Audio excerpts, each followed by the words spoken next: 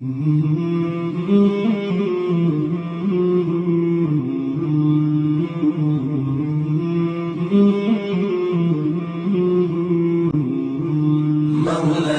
صل وسلم دائما أبدا على حبيبك خير الخلق كلهم.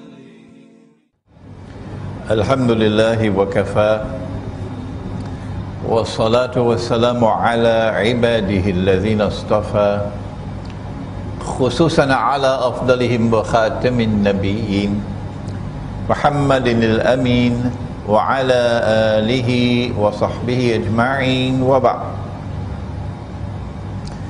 فأعوذ بالله من الشيطان الرجيم. بسم الله الرحمن الرحيم. ونزلنا عليك الكتاب تبيانا لكل شيء وهدى ورحمة وبشرى للمسلمين. صدق الله العظيم.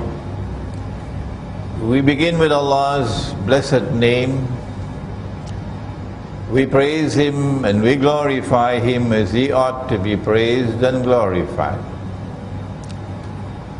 And we pray this night for peace and for blessings on all His noble messengers, and in particular on the last of them all, the blessed Prophet Muhammad sallallahu ta'ala alayhi wasallam. As we assemble here in Masjid Al-Ghufran in Tamantun, Dr. Ismail in Kuala Lumpur in Malaysia, to begin, and tonight it's the first lecture of what I hope will be several attempts at the subject: the Sufi, the Salafi, and Akhirul Zaman. And I want to begin by drawing attention to the fact, whether you are in Surabaya in Indonesia, or you are in Tirana in Albania, or you are in United States or Japan, all around the world today, the evidence is very plain and clear that we are located at perhaps the most dangerous moment in all of history so far. That there has never been in human history a more dangerous moment than this moment now. And I plead for those who are asleep to wake up. For tomorrow it might be too late. If Israel attacks Iran, which can happen at any time, then it should not be difficult for us to recognize that such an attack is most likely to lead to a series of events which will culminate in nuclear war. And that nuclear war is likely to be waged primarily between the NATO alliance. In fact, it should be called the Zionist NATO alliance, and the Russian-led alliance.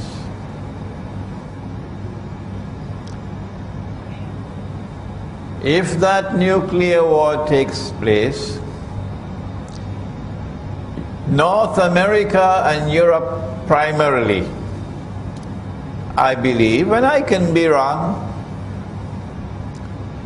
is going to be devastated.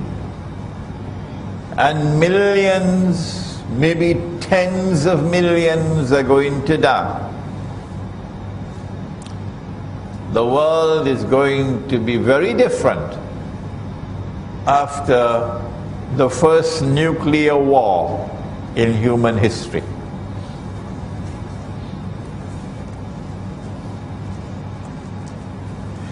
That war will be waged because the Zionists are provoking it. And the Zionists are provoking it, they are pig-headed in their obsession in pursuing a certain goal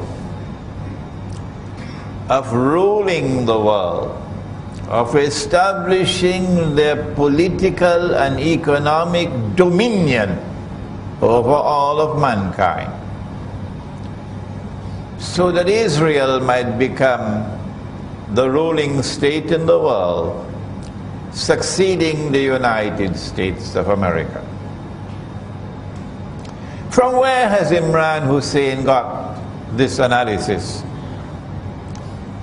I've got it from الزمان. That's where I got it from. And we don't have long to wait to determine whether this description of events which are now about to occur is accurate or not. The same Imran Hussein, and I'm not mentioning my name in pride, وَنَعُوذُ بِاللَّهِ مِنْ هَذَا. Any scholar who has pride, Allah will take away his knowledge. The same Imran Hussein,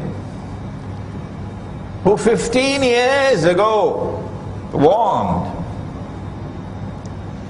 that the US dollar is going to collapse. Those who know me for the last 15, 16, 17 years would know that I am speaking the truth.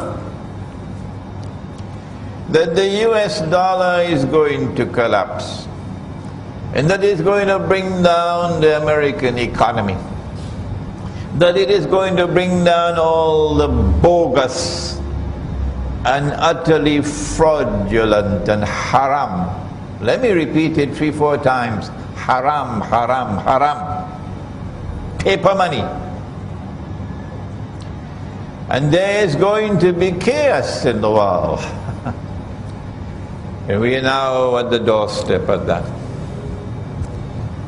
Because if an attack is launched on Iran, within hours the price of oil is going to be rising phenomenally. Is that so difficult to understand? And a phenomenal rise in the price of oil and of gold spells death for the US dollar. Where did I get this knowledge from? I ask you tonight. Was it an angel that was whispering to me 15, 16, 17 years ago that this is going to happen to the US dollar? No. I got it from my study of Islamic eschatology, ilmu الزمان. And so I plead today with the ummah of Nabi Muhammad alayhi salatu wasalam to listen. Listen.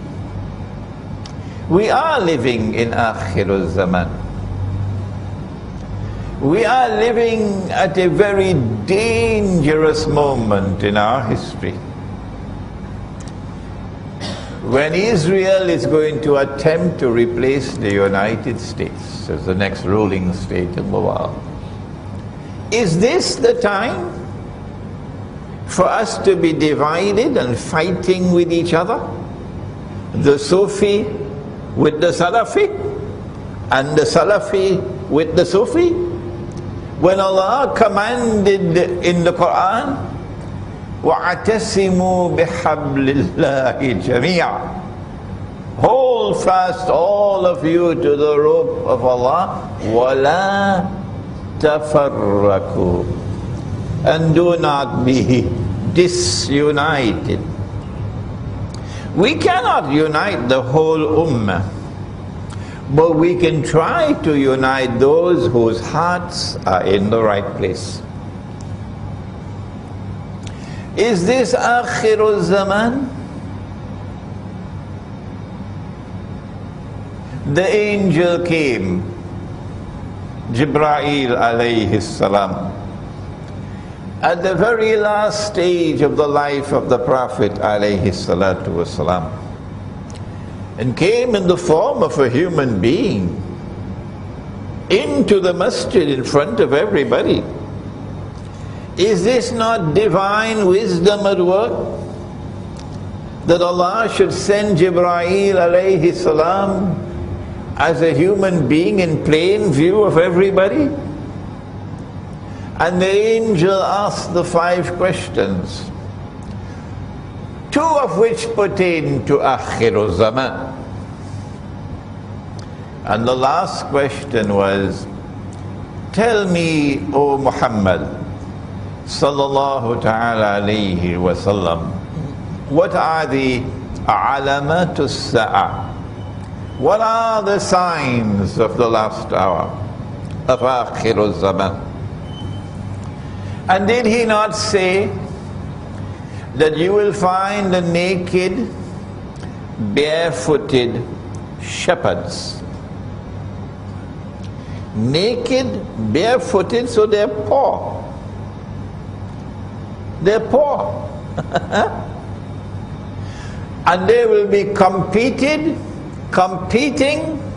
in the construction of tall buildings. I wonder where they're going to get the money from. Is it a bank loan? Are the banks going to finance it? Huh? The naked, barefooted shepherds will compete with each other in the construction of tall buildings. And so when you see the skyscrapers appear in Manhattan, and then from Manhattan the skyscrapers are spreading all over the world, and then this one says, I'm going to build the tallest one of all. Was it KLCC? And then that one says, no, I'm going to build a taller one. And then Dubai came along and says, I'm going to beat all of you. And now Jeddah says, wait, you'll see. Huh? Is this not sufficient evidence for the ummah of Muhammad alayhi salatu wasalam that you are living in Akhirul Zaman, and that the resources of the world, the wealth, are now in the hands of foolish people. People who waste and squander wealth in the pursuit of PR projects, public relations projects, to inflate their ego. Yes, there is evidence, startling evidence. Well then, how come we are not paying attention to the subject of ilmu akhirul zaman when the tall buildings are there? Did he not say, sallallahu ta'ala alayhi wa sallam, that in akhirul zaman women will be dressed and would yet be naked? Did he not say that? What more are you waiting for to recognize that you are living in Akhirul Zaman? Did he not say, can you sense my frustration? That women will dress like men with the jacket and the trousers. Lots of them now in blue jeans. I call them the blue jeans Jamaat. Hijab on top, blue jeans below. that women would dress like men, even with a tie, and that men would dress like women. When men start dressing like women, it's the loss of manhood. What more evidence do we need that we're living in Akhirul Zaman? In Akhirul Zaman, Dajjal wants to impersonate the true Messiah, Nabi Isa alayhi salam. Did the Prophet not say, sallallahu ta'ala alayhi wasallam, that Nabi Isa alayhi salam will return? Yes, he did. And that when he comes back, he is going to come back in the capacity of Hakim, one who rules, and Hakimul Adil, one who rules with justice. When he comes back, there can be no rival to his rule. No. The Security Council of the United Nations cannot impose their authority over Nabi Isa alayhi salam. No, you must be nuts. And so when he comes back, his will be the supreme power, the supreme rule in the world. Is this so difficult to us understand? And this is what Dajjal wants to do, because he wants to impersonate the true Messiah. If Dajjal is to rule the world, he has to do it from Jerusalem in order to convince Banu Israel that he is indeed Al-Masih. He has to do it from a Jerusalem which is the capital of the holy state of Israel.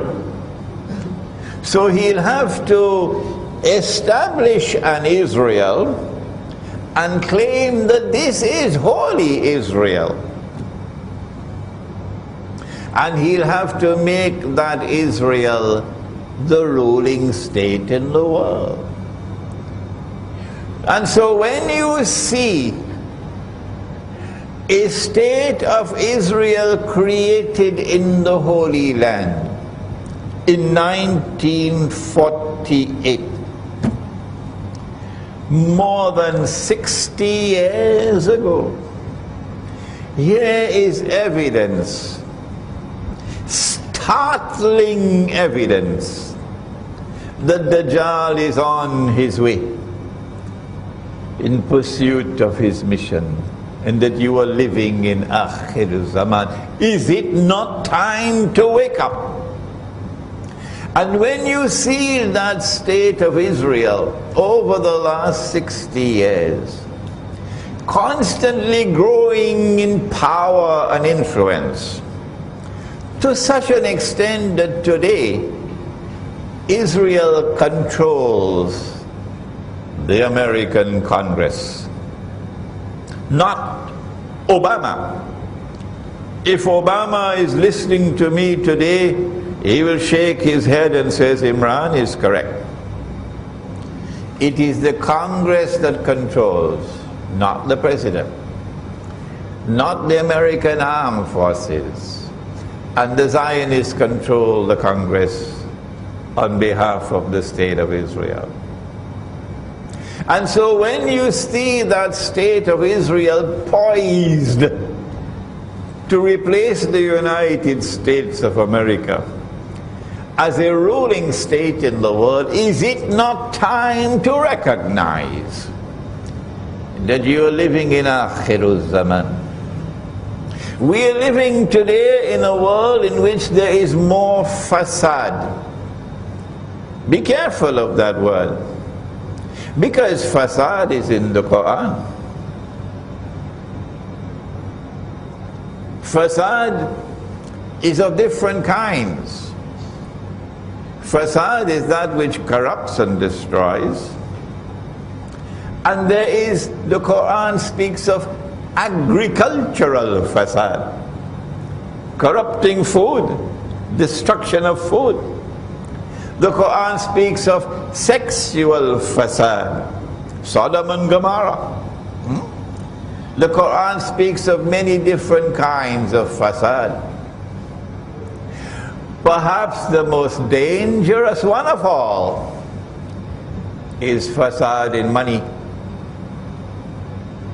Yes. Nabi Muhammad alayhi salatu wasalam spoke about riba. And one form of riba is borrowing and lending money on interest, money. And so the money lender was cursed by Nabi Muhammad alayhi salatu wasalam. He cursed all four, and he said they're all equally guilty. The one who takes riba, the one who gives riba, the one who records the transaction, and the two witnesses. And the very last revelation to come down in the Quran was one in which Allah declared war on the moneylender. فَأَذَنُوا بِحَرْبٍ مِّنَ اللَّهِ وَرَسُولِهِ. And Nabi Muhammad alayhi salatu wasalam waging war on the moneylender. But the Prophet sallallahu ta'ala alayhi wasallam prophesied that the time will come when you will not be able to find even one person, not one, in all of mankind who will not be consuming riba. And if anyone were to claim that he is not consuming riba, verily the dust of riba would be upon him. Verily the vapor of riba would reach him. Are we not living today in a world in which the money lender controls the economy? It is called the bank.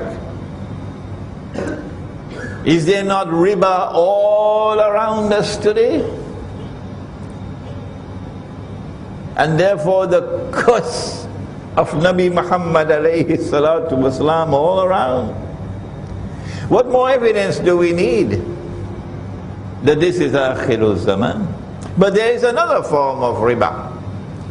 If you meet a man coming to the market, and you'll get all of these ahadith in my book on the back entitled The Prohibition of Riba in the Quran and Sunnah. It's also on my website.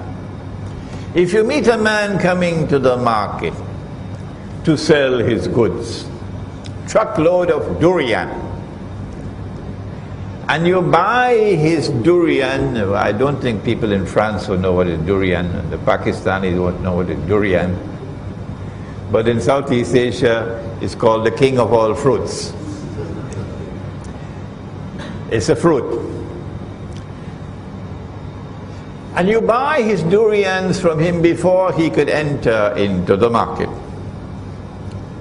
And when he enters the market, he realizes he could have gotten a better price in the market. Nabi Muhammad alayhi salatu wasalam said, that's riba. The Americans have a pretty phrase to describe it. The Americans say, you ripped him off.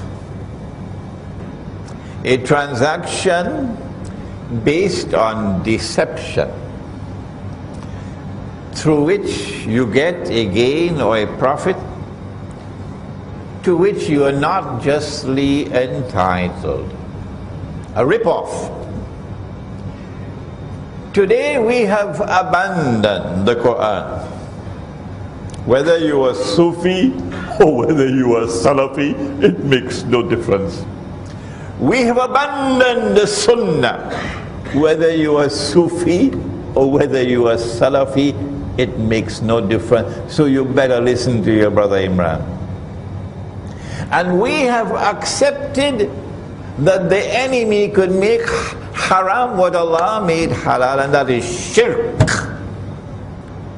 Allah made the dinar halal, Allah made the dirham halal. It is in the Quran. Both the Sufi and the Salafi better go to the Quran and find it. And today the International Monetary Fund has made it haram. Dr. Mahathir didn't know that. He was surprised to find that the Articles of Agreement of the International Monetary Fund, the Zionist International Monetary Fund, prohibit the use of gold as money. And all the Ummah of Muhammad alayhi salatu wasalam, whether you're Sufi or whether you are Salafi, it made no difference. We all accepted that they could make haram what Allah made halal. And we are stuck with the paper. And the paper is haram, haram, haram. Which Sufi scholar has declared it is haram? You can probably count with your fingers how many there are. Which Salafi scholar has declared it is haram? You could probably count with your fingers of one hand, if there are any. I hope that there are some, inshallah, but I may not have heard about them. This is riba. As the paper money falls in value, you are ripped off. Wait until the US dollar collapses and you see what's going to happen in the world. And so here is evidence, startling evidence, that there is fasad in the economy. Not just agricultural fasad with genetically modified food, not just electronic fasad with the radiation from cell phones damaging the male chromosomes so that tomorrow no baby boy is going to be born. And so the prophecy will be fulfilled that one man would have to maintain 50 women. That's Akhirul Zaman. Not just political fasad, and I wish I had the time to explain the political fasad, but fasad in the economy as well. Fasad everywhere you turn. What is it that explains this universal fasad? The Quran tells us, Inna Ya'juja wa Ma'juja mufsiduna fil ard. That Gog and Magog are PhDs in fasad. And when Allah releases them, Hatta إِذَا فُتِحَتْ يَأْجُوجُ وَمَأْجُوجُ وَهُمْ مِنْ كُلِّ حَدَبٍ يَنْسِلُونَ. They're going to spread in all directions. And they will bring universal fasad to the world. And so I have spent half an hour, which is too much time. I should not have spent so much time, providing the evidence. And there is so much more, that we are living in Akhirul Zaman. And this is the time, this is the age of the greatest fitna that mankind will experience from the time of Adam alayhi salam to the last day. And so this is the time for us to be closing our ranks, to be living as a brotherhood with love for each other, to be building our power, internal power and external power. And it is time to end this warfare. Salafis waging war on the Sufis, and Sufis waging war on the Salafis. What we plan to do is to define who is the Salafi and define who is the Sufi, and to suggest how is it possible for the Sufi and the Salafi to come together, to live as brothers, and to jointly confront the enemy who is waging war on us. to define the Salafi is easy. He says, I want to live the way of life of the Aslaf, the early Muslims. And the Prophet said, sallallahu ta'ala alayhi wasallam, the best generation is mine. And then the one that comes after me. And then the one that comes after me. ثُمَّ الَّذِينَ يَلُونَهُمْ ثُمَّ الَّذِينَ يَلُونَهُمْ. These three generations are referred to as the Aslaf. And the Salafi says, I want to return to the way of life of the Aslaf. This is something to be respected. This is something to be admired. This is something to be applauded. Particularly when Nabi Muhammad alayhi salatu wasalam warned about Akhiru Zaman. Yushiku, hadith of Tirmizi, Yushiku an ya'ti ala an-nasi zaman. It will not be long before that time will come. La yabqa min al-Islam illa ismu. When nothing will remain of Islam but the name. وَلَا يَبْقَى مِنَ الْقُرْآنِ إِلَّا رَسْمُ. And when nothing will remain of the Qur'an but the traces of the writing. مَسَاجِدُهُمْ عَامِرَةٌ وَهِيَ خَرَابٌ مِنَ الْهُدَى.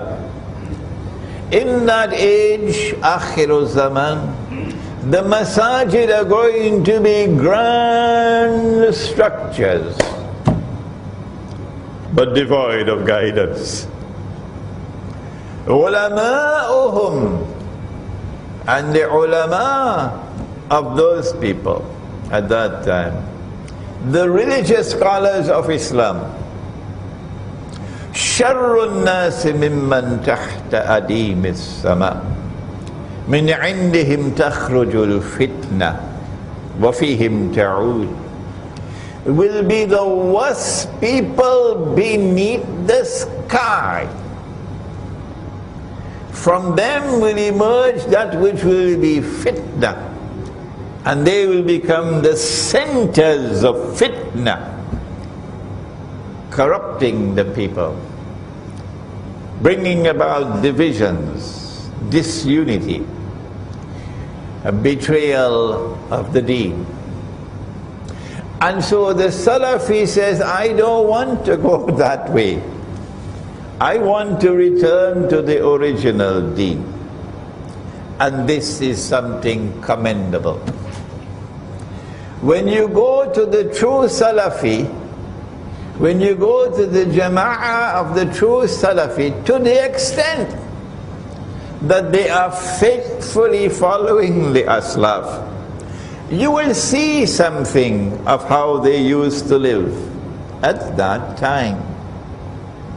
But I asked the Salafi, did the Aslaf use paper money?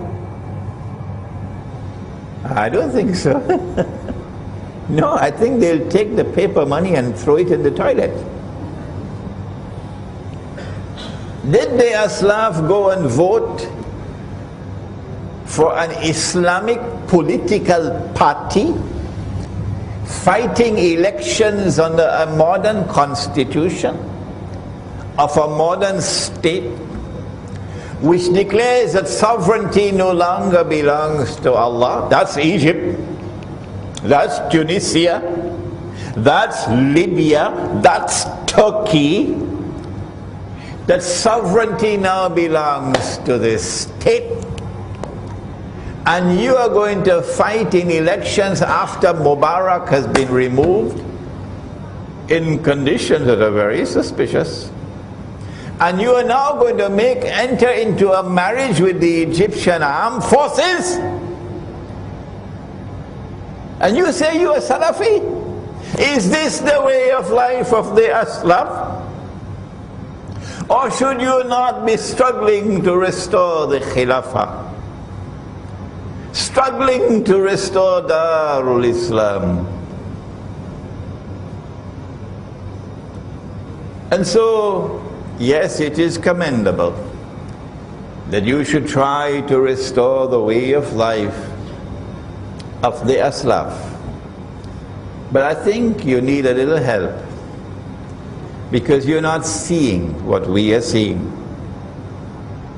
You are blind. You are blind to the traps which have been laid for you in the modern age. You are following the Aslaf externally. Why don't you look at the Aslaf internally? Did the Prophet sallallahu ta'ala alayhi wasallam not say, and my teacher of blessed memory, Maulana Dr. Muhammad Fadlur Rahman Ansari rahimahullah, taught us when we were students in Pakistan, in Karachi, at the Alimia Institute of Islamic Studies. That's where I learned from him.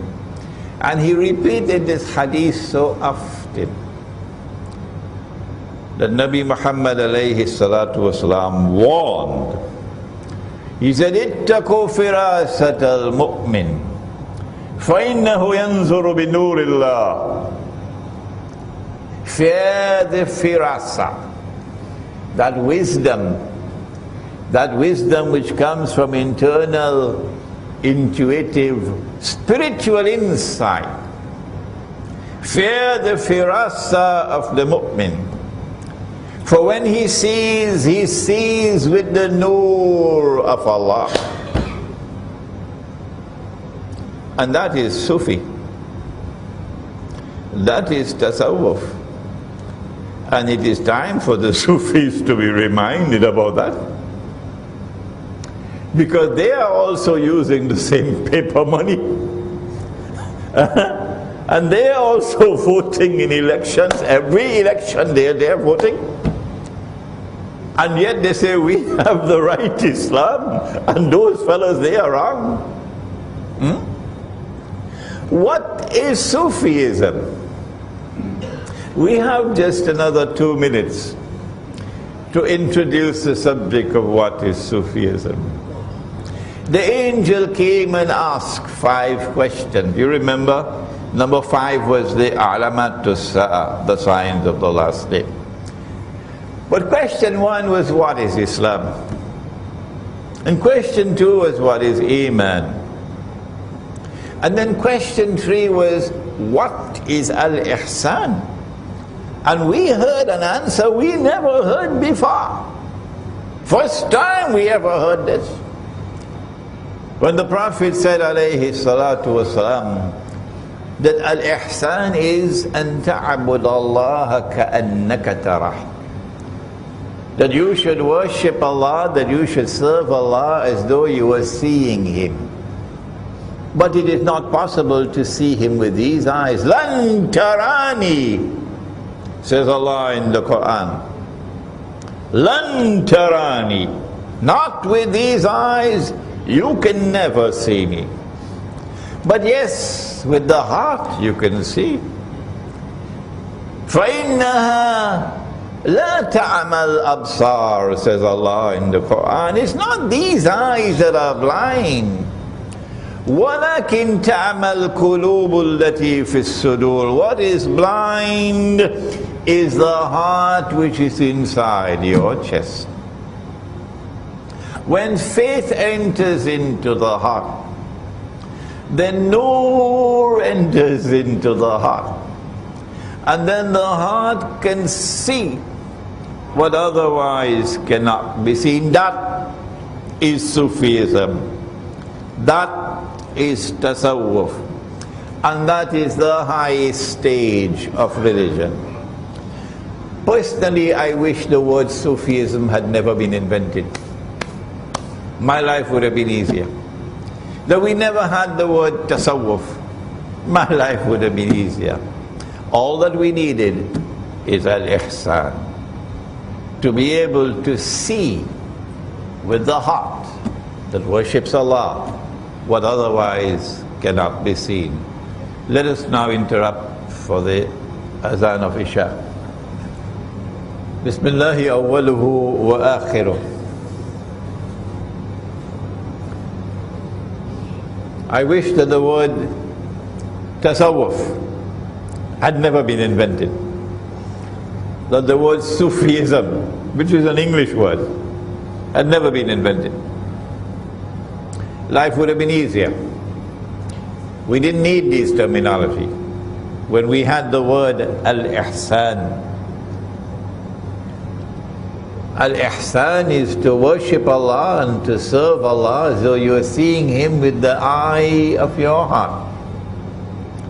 فَإِن لَمْ تَكُنْ تَرَهُ فَإِنَّهُ يَرَاكَ. If you have not reached that stage as yet where you can see with the internal eye and worship Him, then at least this you should recognize that He is seeing you. And so the heart can see, but the heart can only see when there is faith, and the heart can see only when there is nur in the heart. And in Ayatun Nur, which is ayah number 35 of Suratun Nur, surah number 24, Allah says, بعد أعوذ بالله من الشيطان الرجيم يهدي الله لنوره من يشاء. Allah guides to His nur whomsoever Allah chooses. So it is Allah to choose. No, we can't choose. There is no way by which we can learn and get the nur. It is when Allah chooses a servant, He will give to that servant nur. And with that nur, he'll be able to see what otherwise cannot be seen. اتقوا فراسة المؤمن فإنه ينظر بالنور الله. And Nabi Muhammad alayhi salatu wasalam warns, he warns. Fear, the firasa, the wisdom built on internal, intuitive, spiritual insight. Fear the firasa of that mu'min. Fear it. Who when he sees with the nur of Allah. What is the status of that nur? Let me take the discussion one step further, and what an important step it is. In Sahih Bukhari, Nabi Muhammad alayhi salatu wasalam made this startling statement. He said that Nabuwa, or prophethood, is comprised of 46 different parts. And he said, after me, nothing remains of Nabuwa, or prophethood in the world, except one part. And so there is one part of Nabuwa still remaining in the world. What is that one part of Nabuwa still remaining in the world? He said it is ru'ya. Ru'ya sadika, ru'ya saliha. Ru'ya is that which the heart sees. And so there is knowledge which comes and is still coming to this day through that one last part of Nabuwa still remaining in the world. The Sufi has to be reminded. I have to change the battery.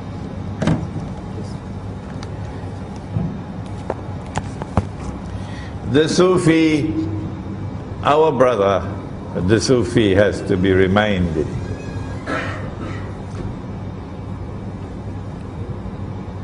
that when you see with the nur of Allah, then you can be blessed with ru'ya, vision, insight. Every scientist in the world knows that all major discoveries in science came after you had done your homework through insight. Insight.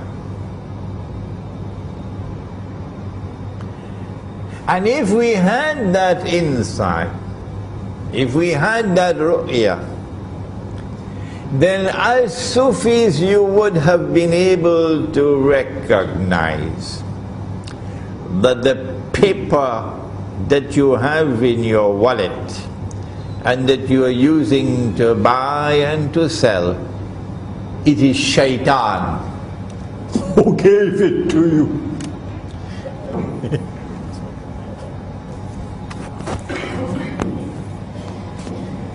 And shaitan was working, and he was also drawing overtime pay. Shaitan was working for Dajjal. And the paper money that you have in your pocket is Dajjal's money in your pocket. And so it's time to wake up. If you say you are Sufi, it's time to wake up and ask, well, how come I was taken for a ride? How come I never recognized what was happening in the world of money? How come I never recognized what was happening in the political system? That the Khilafah state was replaced by this godless creature built on shirk, which says that sovereignty no longer belongs to Allah. He is not Al-Malik. The state is now Al-Malik. How come we didn't see that? And you went and you voted in elections for Tom, Dick and Harry and Benazir and Khalida and whosoever they were, like cattle. And you're fighting with the Salafi saying, we are the Sufi. Is it not time to wake up and stop the fighting? The Salafi, however, now we have to turn to a more difficult part of the subject. The Salafi insists that there is no new knowledge of the deen. No. That we are not allowed to interpret anything in the Quran and anything in the Ahadith differently from that which has come to us from Allah and His Messenger and from the Aslaf. And that is a difficult stumbling block. And when we make a critical comment on the Salafis, and I hope the Sufis are listening to me, notice that I don't do it with boxing gloves. I always say that these are my brothers. And if I have to correct my brothers, I have to do it with love. Even if I have to use harsh language with Tabligh Jamaat or Jama'atul Tabligh to wake them up, I'm using the language because these are my brothers and I love them. And I want to wake them up to save them from the danger in which they are living and the direction in which they are moving. And so I plead with the Sufis that if you have to offer critical comments about your Salafi brothers, do it in such a way that you will not divide the Ummah, that they will not have an excuse to say you're waging war on them. No. We are doing this in the spirit of the pursuit of truth. and recognize that you are our brothers. Maybe that in the process, the Salafi will one day become a Sufi, because the Aslaf were people of Al-Ihsan. And so if a Salafi is indeed a true Salafi, he will one day become a Sufi, meaning people of Al-Ihsan. This is a serious problem of methodology. And we say to the Salafi, and we've been saying it for all this time, all these months in our lectures, that no brother, you're wrong. There are verses of the Quran which could not be understood. No, by the Aslaf. And Nabi Muhammad alayhi salam did not provide the explanation. And today we are the ones who have to use knowledge and insight to recognize what Allah is saying.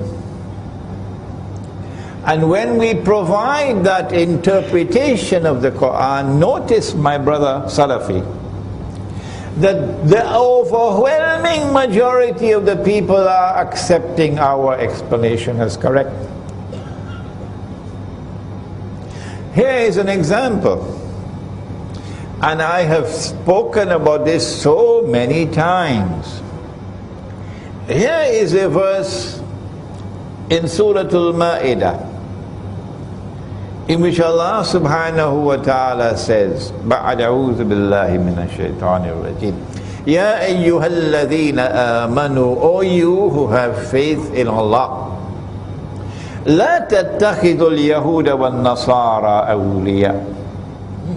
Do not take the Jews and do not take the Christians as your friends and allies. Is Allah speaking about all Jews and all Christians? Or is He speaking about some Jews and some Christians? You have to go to the rest of the Quran to answer that question. And I don't have the time now to take you to all those verses of the Quran, but there are several lectures of mine. When you go to the rest of the Quran, it is plain and clear, Allah is not speaking about all Jews and all Christians. No! He's speaking about some Jews and some Christians, not all. Well then, who is He speaking about? The answer is there in the words which follow. بَعْدُهُمْ أَوْلِيَاءُ بَعْضٍ, which means, do not take such Jews and do not take such Christians as your friends and allies, who themselves are friends and allies of each other. بَعْدُهُمْ أَوْلِيَاءُ بَعْضٍ. The Quran is anticipating. I don't know the Bahasa for anticipate. Come on, help me. Alright. You don't have that in Bahasa. The Quran is saying that this is an event which is to come. When a Jewish-Christian alliance, friendship and alliance is going to emerge. When that Jewish-Christian alliance emerges, you Muslims are prohibited from being their friends and allies. And if you become their friends and allies, then what is the price that you will pay? وَمَن يَتَوَلَّهُ مِنْكُمْ فَإِنَّهُ مِنْهُمْ. Whosoever from amongst you turn to them for friendship and alliance, you now belong to them, you've lost your Islam. You now belong to them, you have lost your Islam. إِنَّ اللَّهَ لَا يَهْدِي الْقَوْمَ الظَّالِمِينَ. Surely Allah will not provide guidance for a people whose trademark is zulm. A people who oppress, a wicked people, an unjust people. This explanation of the ayah which I have just given is new. It's new. It's not there in the time of the Salaf, the Aslaf. But because it was not there in the time of the Aslaf, does it mean that I don't have the right to interpret the Quran as I've just done? The answer is that the overwhelming majority of those who have heard this explanation have accepted it. And so it's time for you to wake up. Your methodology is defective. So many of our people today who are Salafi are joining with NATO. NATO is the Zionist NATO military alliance, working on behalf of Israel, working on behalf of the Judeo-Christian alliance, the Zionist alliance, NATO. And yet you come with an Islamic movement in Libya, and you make an alliance with NATO to overthrow the Libyan government. And then you want to argue with me that Gaddafi was a dictator, he was this, he was that, he was this, he was that, he was this, he was that. Stop wasting my time, you fool! I have to use this harsh language because you've lost your Islam. You don't even know that. You are so blind, you don't even know you've lost your Islam. When you reach in your grave, you remember me. This is the Quran. And they're doing the same thing in Syria now. Yes. If you want to remove the Syrian government, this is not the way to do it. To make an alliance with the Zionists. Turkey has a government which says it is Islamic, pro-Islam. But that government is very comfortable with NATO. And that government is working overtime for NATO. And you want to come to tell me that you are representing Islam? I don't have dust in my eyes. I can see you for what you are. You are tools of NATO, the Turkish government. And so your methodology is defective. And now we turn to another verse of the Quran, in which Allah subhanahu wa ta'ala says, بعد أعوذ بالله من الشيطان الرجيم. It is in Surah Al-Anbiya. وحرام على قرية أهلكناها أنهم لا يرجعون. Allah speaks about a town, a city, which He destroyed, and the people were expelled, and Allah placed a ban on them that they could never return to reclaim that town as their own. Tabule. Hatta, until they will return to reclaim the town. When? When? إِذَا فُتِحَتْ يَأْجُوجُ وَمَأْجُوجُ. When Gog and Magog are released. وَهُمْ مِنْ كُلِّ حَدَبٍ يَنْسِلُونَ. And they spread out in all directions with their fasad. But they're not only people of fasad. Hadith al-Qudsi, Sahih Muslim. I have created creatures of mind so powerful that none but I can destroy them. None but I can wage war with them. These are Gog and Magog, Ya'juj and Ma'juj. We have interpreted this verse of the Quran, and we have declared that this town is Jerusalem. This is the heart of this book, Jerusalem in the Quran.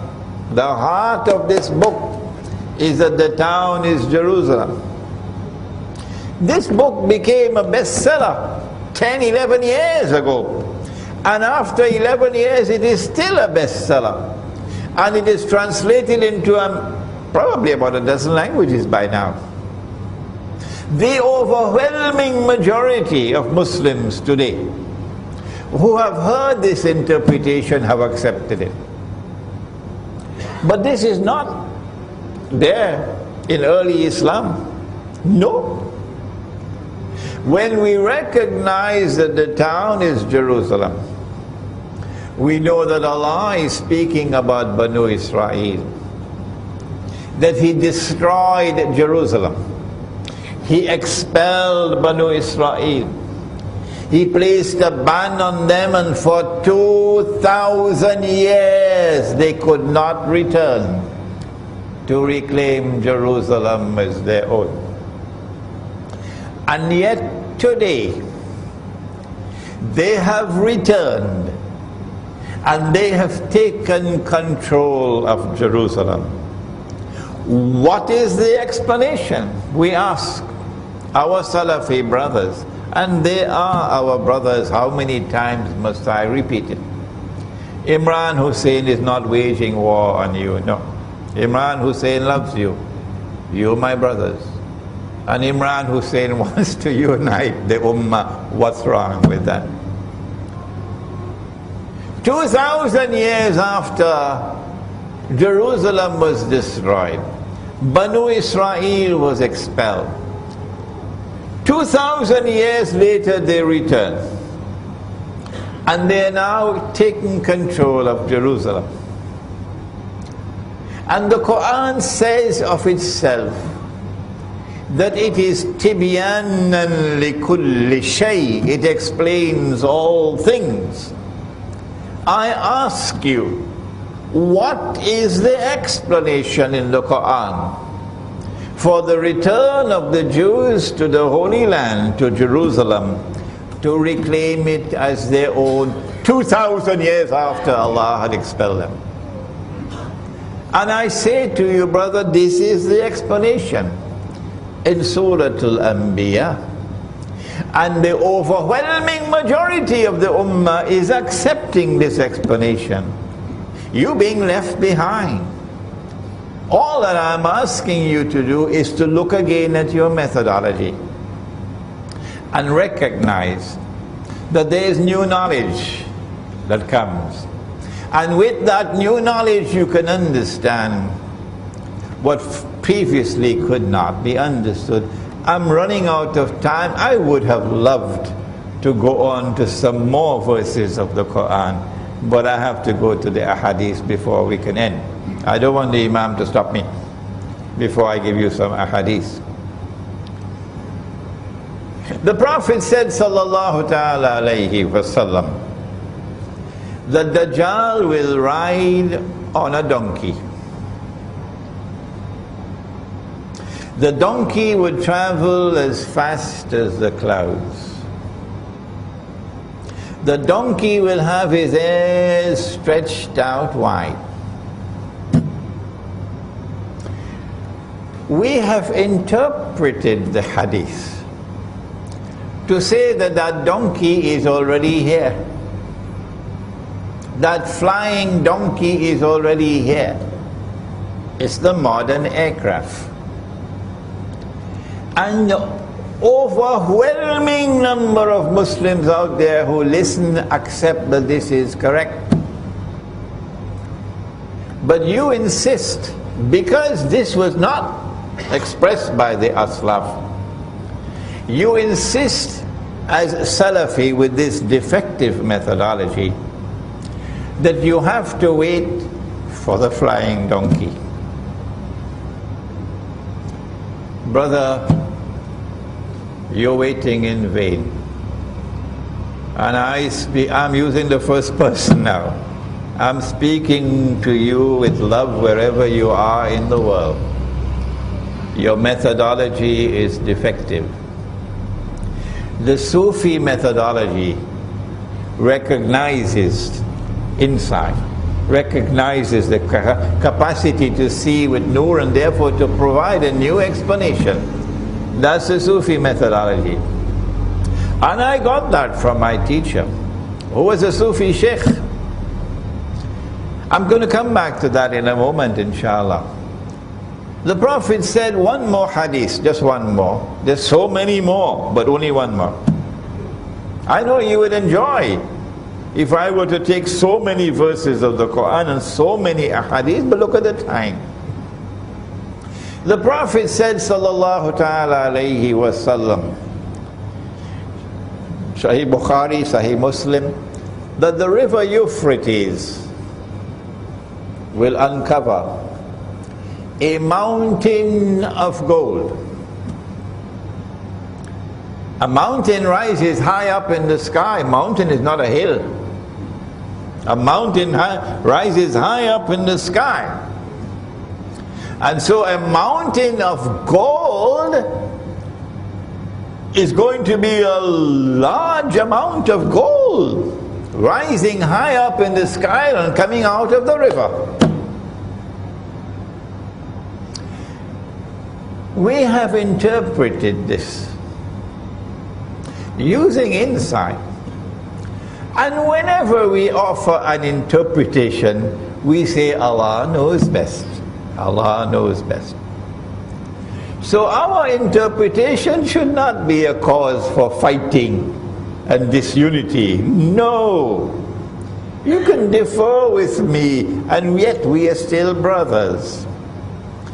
I say that he said that the believers must not touch that gold. So that wakes me up to the fact, this is symbolism. The believers must not touch that gold.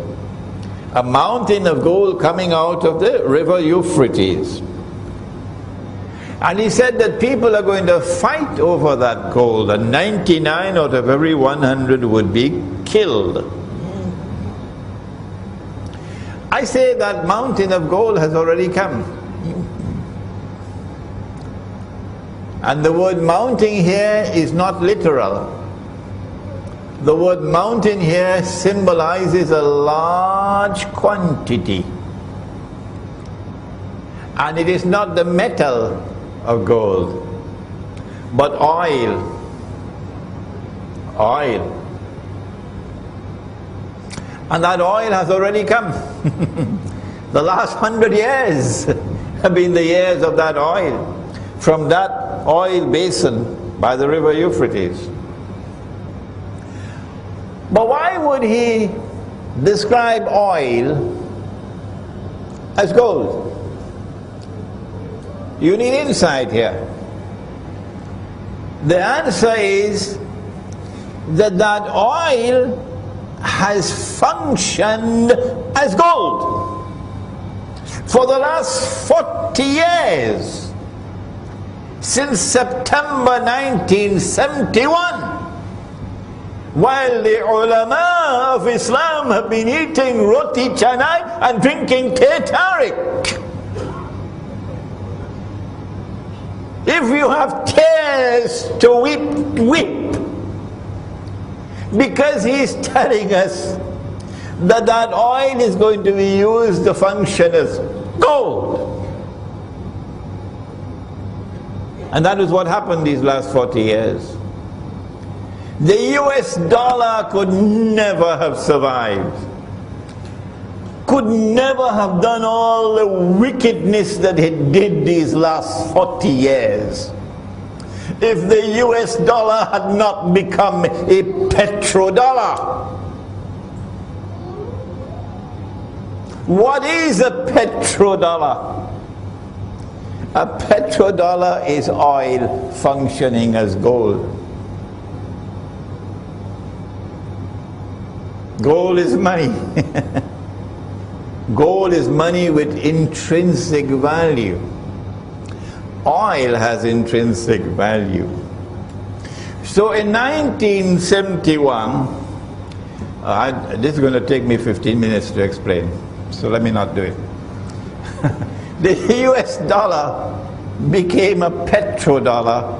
Maybe some other time I'll explain to you what happened with King Faisal, with the oil boycott in 1973-74, the oil boycott.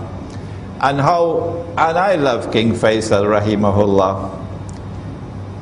The only Saudi king for whom I say rahimahullah. But they were able to fool him. Yes, they fooled him. And he agreed. And then OPEC agreed that they would sell oil for only US dollars. You cannot buy oil unless you pay for it with US dollars. And that's when the US dollar became a petrodollar. And the US dollar has survived all of these years doing monstrous wickedness in the world. That's why he said, don't touch that oil, don't touch that gold.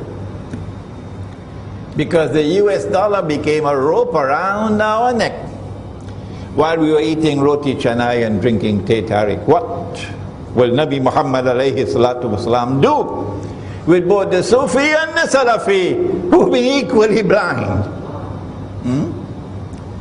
I have given you two examples of two ahadith interpreted for the first time in this way. But more and more people are recognizing this is the correct interpretation. Now one final one. I said I was a student of a Sufi Sheikh. And I love him, and I've never hidden the fact, never, that my teacher is a Sufi Sheikh. And I'm proud to have been the student of a Sufi Sheikh. Whosoever is annoyed because of that is free to leave me. Of course, I'm not going to change. I'm proud to be the student of a Sufi Sheikh, Maulana Dr. Muhammad Fadlur Rahman Ansari, rahimahullah. And it is because of the training that I got from him that I am blessed today to do the work that I am doing. The Sufi Sheikh. But why do I no longer declare I'm Sufi? Why? You never hear me saying that. Why? I'll tell you why. I do not want to have to answer for Sufi practices which I cannot defend. No. And secondly, I want to plead with the Sufi that if you have a religious practice, like we have right here in this masjid after the Salatul Maghrib, and we recite all these tazkirat for a long time.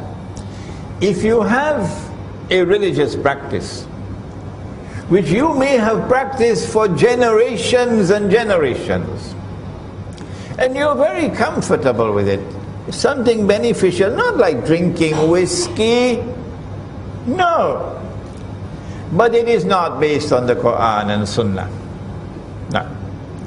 Even though it is beneficial, it cannot be something that is essential. No. If it is not in the Quran and not in the Sunnah, if the Aslaf did not practice it, it cannot be considered to be essential. Not at all. You can say beneficial, but you cannot say essential. And so I want to now ask, we are living on the brink of a pit of fire. The world is going to be very, very different from what it is today in a short time from now. Are you going to allow these religious practices that your father and your grandfather and your great-grandfather and generations have practiced, but it is not in the Quran, it is not in the Sunnah, celebrating the birth anniversary of the Prophet Muhammad alayhi salatu wasalam, Mawlid, standing and reciting salams, Are you going to allow these religious practices to divide you from your brothers when they are not essential? What is more important? وَاعْتَصِمُوا بِحَبْلِ اللَّهِ جَمِيعًا وَلَا تَفَرَّقُوا. It is far more important to preserve the unity of the Jama'ah, the Sufi and the Salafi, than to insist on these religious practices which are not in the Quran and not in the Sunnah. So I have said, in our Muslim village, we will not allow in the masjid any religious practice which is not based on the Quran and the universally recognized Sunnah. And we will not allow it in our public life. But if I want to do it in my private life, that's my business. And if you come to attack me for what I do in my private life, we will throw you out of our Muslim village faster than Federal Express. And I want to suggest this is the formula for unity. The Salafi who listens to me and who has his heart in the right place will recognize this is a workable formula for unity. The Sufi who listens to me and who has his heart in the right place would recognize that this is a workable platform, a workable formula for unity. And so now we end by reminding that we are living at a moment of more danger than ever before in our history. Tomorrow the world is going to be very, very different. It's time to wake up.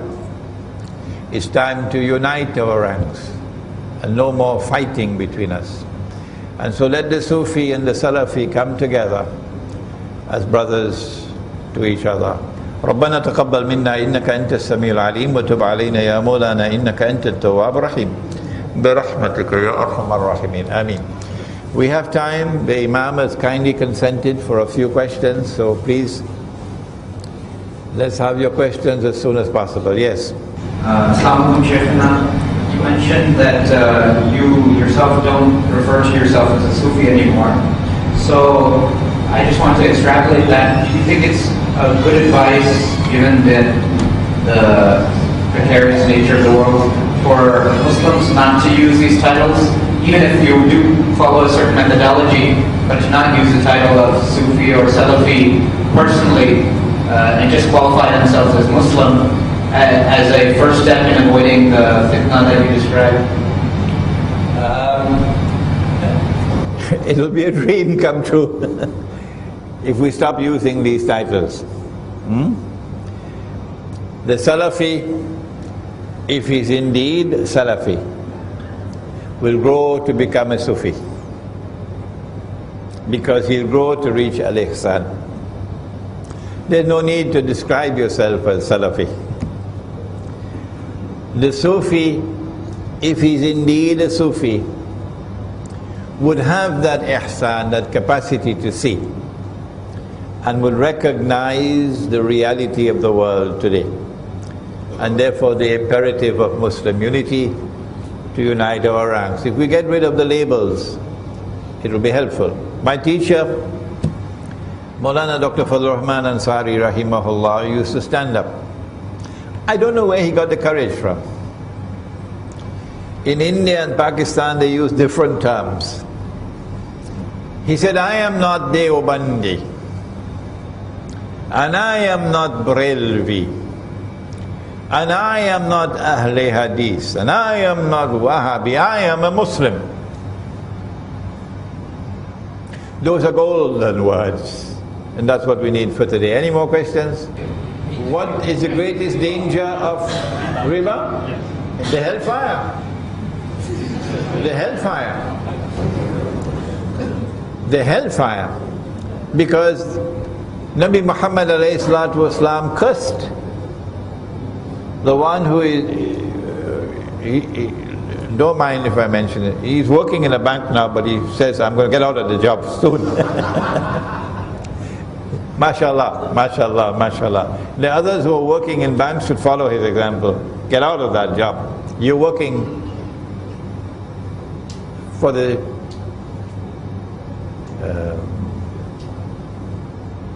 money lender. The money lender has been cursed. And you're working for the money lender. He cursed all four.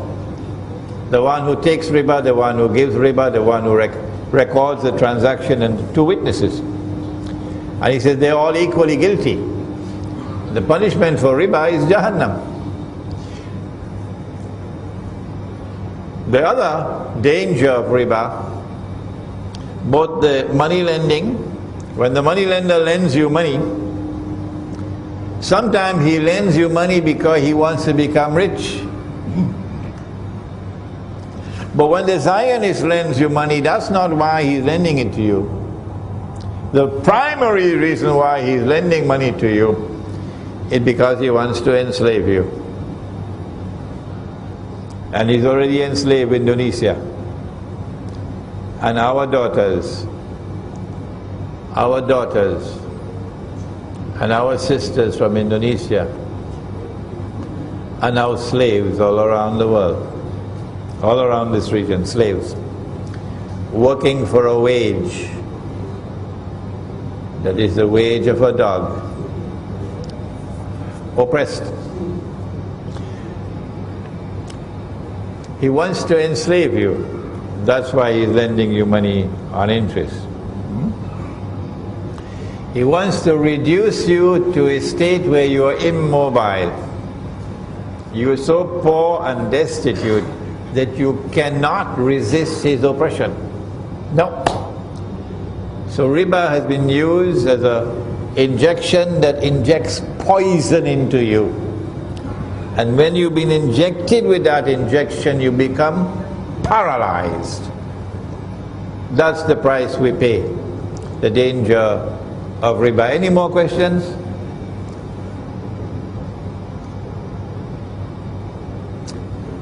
No more questions, okay?